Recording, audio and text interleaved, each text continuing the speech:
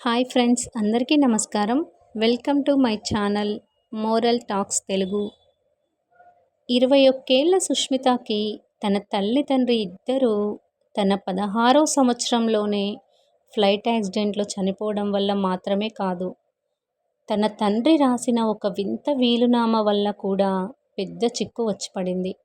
ఆ వంశంలో తరతరాలుగా వస్తున్న ఆచారం ప్రకారంగా అందరూ రాస్తూ వస్తున్నట్టే 22 ఏళ్లు దాటి పెళ్లి చేసుకుంటే తప్ప తన కూతురికి తన ఆస్తి మీద హక్కు రాదని, అలాగే 22 ఏళ్లలోపు పెళ్లి చేసుకుంటే ఎటువంటి హక్కు తన ఆస్తి మీద ఉండదని విల్లు రాశాడు సుష్మిత తండ్రి.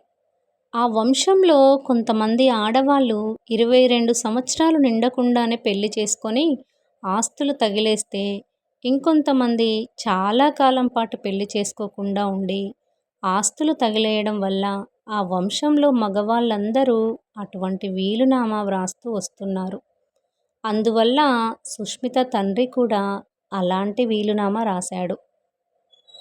Thank you for watching.